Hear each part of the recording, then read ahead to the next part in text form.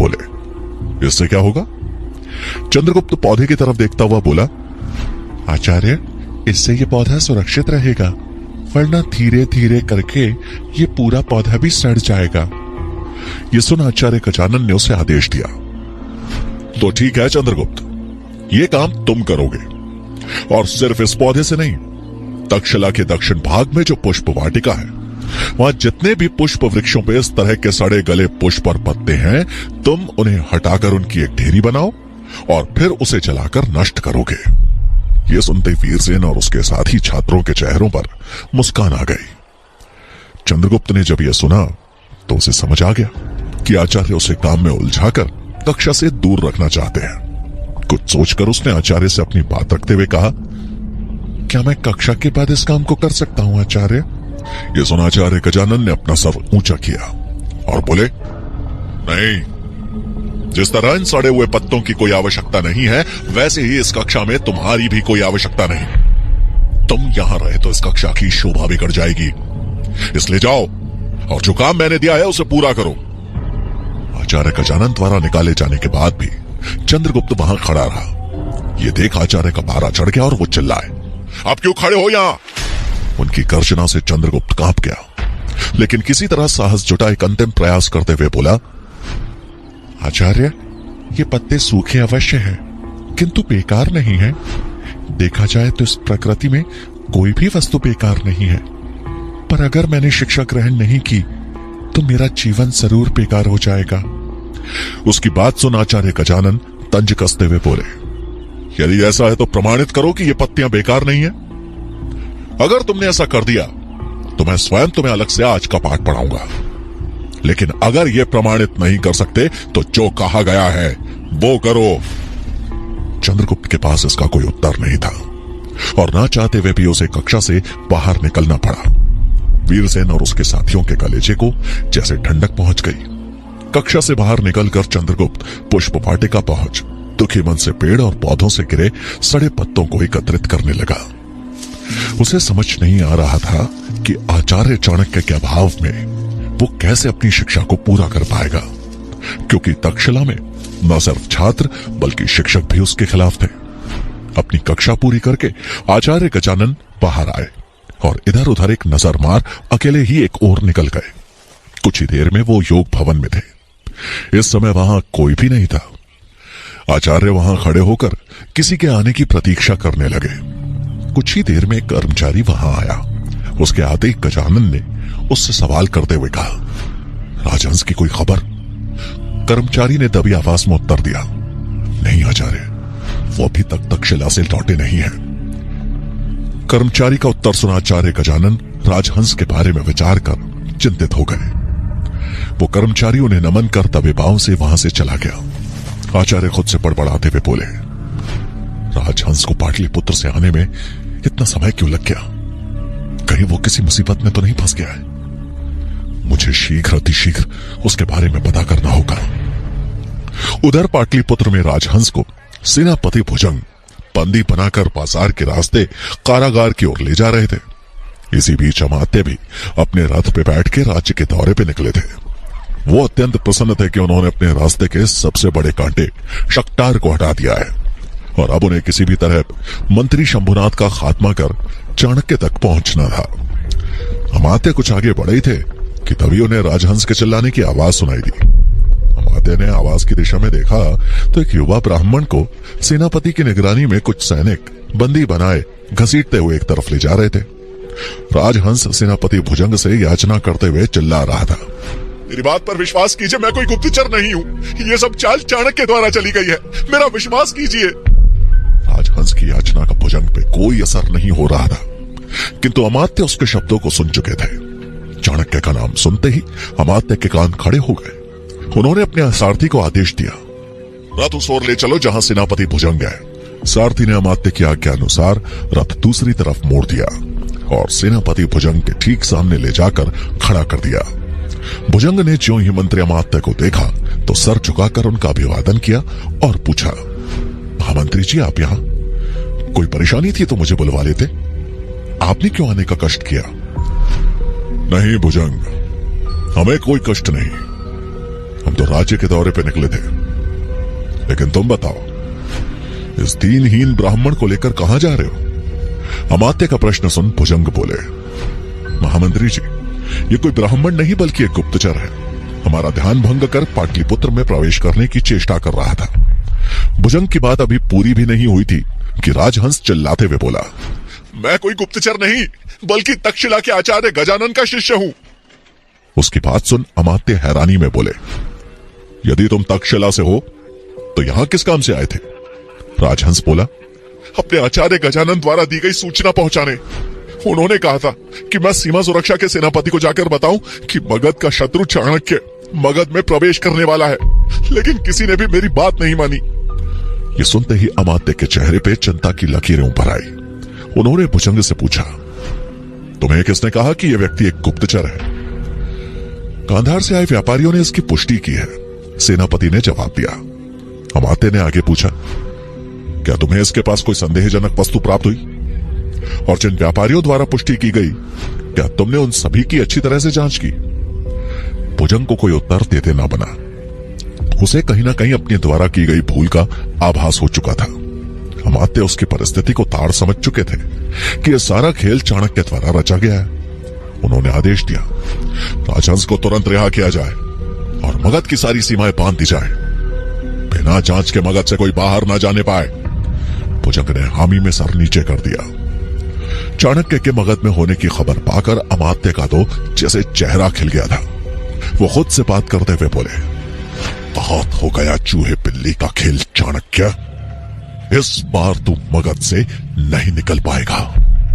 अमात्य के चेहरे पे चाणक्य को पकड़ने का दृढ़ संकल्प साफ दिखाई दे रहा था। इधर तक्षशिला में चंद्रगुप्त आचार्य गजानन द्वारा सूखी और सड़ी पत्तियां इकट्ठा करने के कार्य को पूरा तो कर चुका था, लेकिन हताशा ने उसे मानो पूरी तरह घेर लिया था। अपने ख्यालों में खोया वो अब उस ढेर को एकटक देखे जा रहा था कि तभी सुकेतुपनी सुकन्या की नजर उस पर पड़ी। उसको कक्षा से बाहर एक कूड़े के ढेर के सामने बैठा देख उसे समझ आ गया कि आज एक बार फिर चंद्रगुप्त किसी की द्वेषता का शिकार बन गया था। मौका देख सुकन्या उसके पास आई और उसकी हताशा को पढ़ते हुए बोली, चंद्र, इससे पहले कि तुम हार जाओ मैं तुम्हें बता दूं कि आचार्य चाणक्य का तुम पर बहुत विश्वास है और तुम्हारा प्रयास होना चाहिए कि उनका विश्वास किसी भी कीमत पर न टूटे। चंद्रगुप्त झंझलाते हुए बोला, तो मैं क्या करूं? कितना मूर्ख हूं मैं। बिना ज्ञान के ही कह दिया कि इस धरती पे कोई भी वस्तु बेकार नहीं होती। उसकी बात सुन सुकन्या समझाते हुए बोली, गलत नहीं थे तुम, क्योंकि तुम्हारे सामने सड़े गले पत्ते नहीं बल्कि उर्वरक है जो जन्म देता है नई फसल को। इसलिए अपने ऊपर भरोसा रखो चंद्र। मुझे क्षमा करना, अब अगर थोड़ी देर और यहां बैठी तो काम देरी से करने के चक्कर में मेरा हाल भी तुम्हारे जैसा हो जाएगा। ऐसा कह सुकन्या ने चंद्रगुप्त की तरफ विश्वास भरी नजरों से देखा और वहां से चली गई। सुकन्या एक हवा के झोंके की तरह कुछ ही शब्दों में चंद्रगुप्त के खोए हुए आत्मविश्वास को वापस लौटा गई। उसे जाते देख चंद्रगुप्त पीछे से बोला, तुमने बातों बातों में मुझे ज्ञान की बात सिखा दी सुकन्या। तुम सही कहती हो, मुझे हार नहीं माननी चाहिए। मुझे मेरा उत्तर मिल चुका है। जो चंद्रगुप्त अभी कुछ पल पहले तक हतोत्साहित था, अचानक ही उत्साहित हो उठा।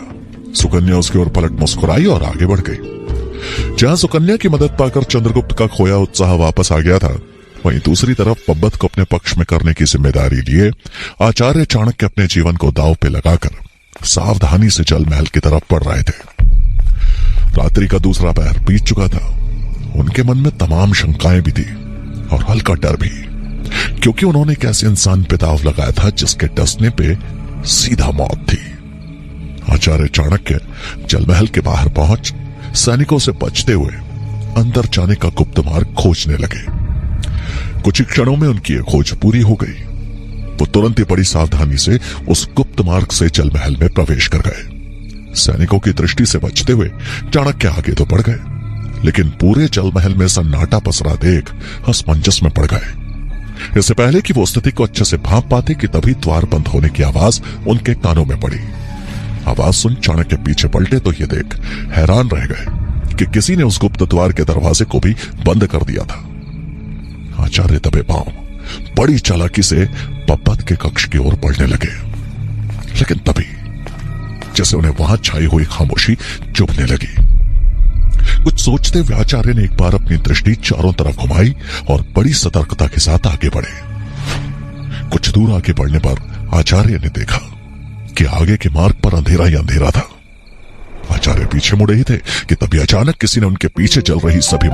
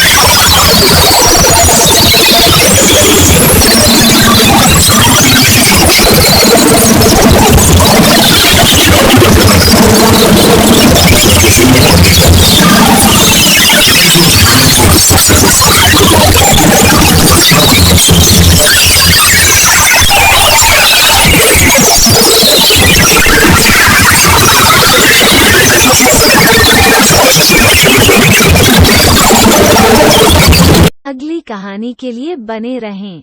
Thanks for watching.